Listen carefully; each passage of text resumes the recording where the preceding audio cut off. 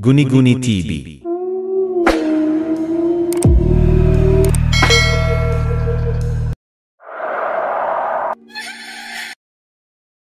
Ako po si Donna, 35 years old.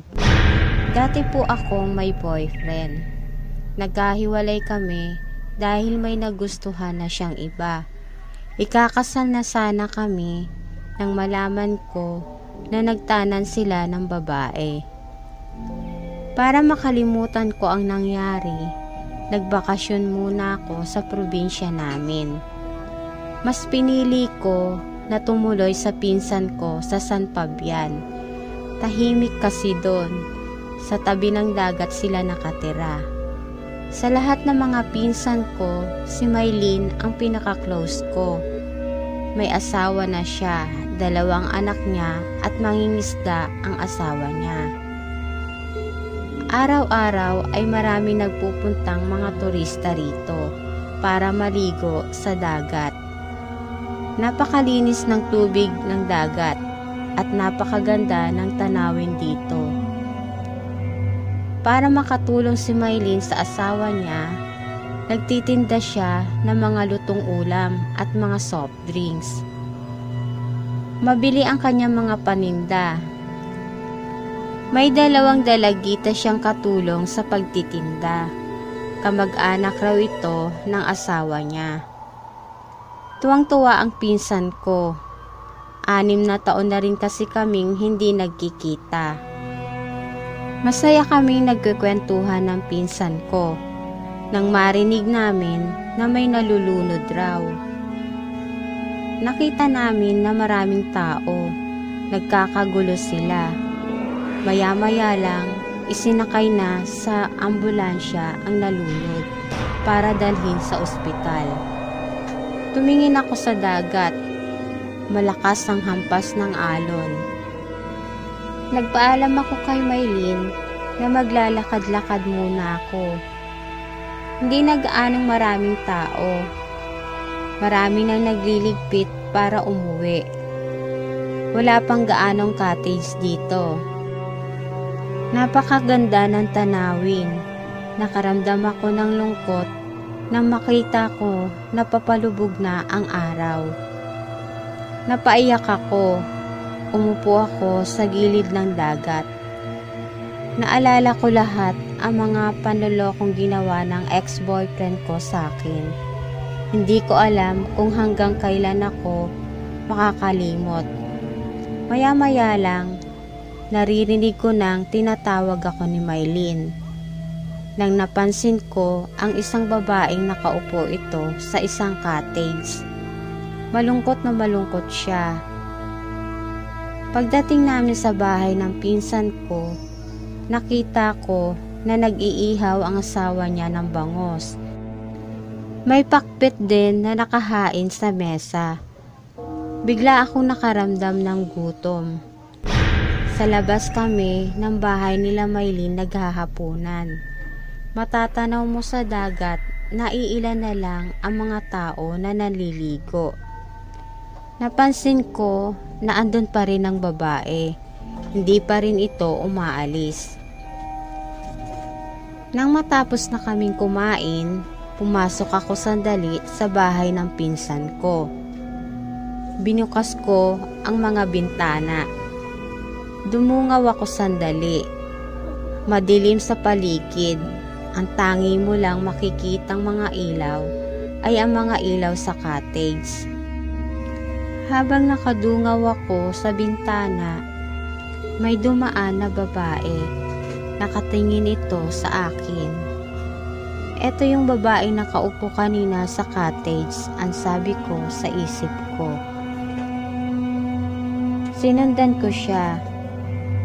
Habang naglalakad dito, naisip ko na baka may problema rin ang babae. Kaya andito rin siya sa San Fabian, ang sabi ko sa isip ko. Ang lungkot-lungkot kasi niya. Maaga akong nagpahinga ng gabing yon. Para kasing pagod na pagod ang pakiramdam ko. Mag-aalas 12 na ng gabi hindi pa rin ako makatulog. Naisipan kong buksan ang bintana. Dumungaw ako. Magpapaantok lang sana ako nang makita ko uling dumaan sa harapan ng bintana ang babae. Tumingin uli ito sa akin.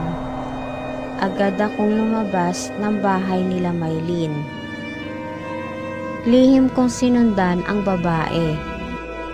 Nakita ko na papunta siya sa gilid ng dagat. Umupo ako sa isang cottage. Pinagmamasdan ko siya. Lakad lang siya ng lakad. Wala na mga tao na mga oras na yon. Nagulat ako nang biglang nawala sa paningin ko ang babae. Pumunta ako sa gilid ng dagat. Naglakad-lakad ako pero hindi ko siya makita. Ewan ko ba, bakit parang gusto kong alamin kung bakit nandito siya at bakit mag-isa lang siya. Napatingin ako sa dagat. Napakatahimik nito. Nagulat ako nang makita ko ang babae na lumusong sa dagat. Pinapanood ko lang siya. Naiinitan siguro siya ang sabi ko sa isip ko. Kinabahan na ako nang makita ko na medyo malayo na siya. Palayo na siya ng palayo. Hanggang sa ulo na lang niya ang natatanaw ko. Natakot ako baka malunod ang babae. Kaya lumangoy ako papunta sa kanya. Malayo na ang aking nalalangoy pero parang ang layo pa rin niya. Pagod na ako. Parang kakapusin na ako ng paghinga. Pakiramdam ko, parang malulunod na rin ako. Nagulat ako nang nasa tabi ko na ang babae. Bigla siyang lumubog sa tubig at hinihila niya ang mga paa ko pababa. Lumubog na ako sa ilalim ng dagat. Hindi pa rin niya binibitawan ang mga paa ko. Talagang gusto niya akong lunurin. Ipinikit ko na lang ang aking mga mata at nagdasal ako. Sa isip ko, katapusan na ng buhay ko. Alam kong walang makakatulong sa akin sa gitna ng dagat. Maya-maya lang may narinig akong bangka. Pilit kong iniaangat ang aking katawan. Kahit na hirap ako. Parang mawawalan na ako ng malay. Hindi pa rin binibitawan ng babae ang mga paa ko. Pilit kong inunat ang aking mga kamay. May narinig akong tumalon sa tubig. Hinawakan niya ang aking bewang at inangat niya ako. Isinakay niya ako sa bangka. Naramdaman ko na nahilo ako. Umikot ang paligid, nawala na pala ako ng malay.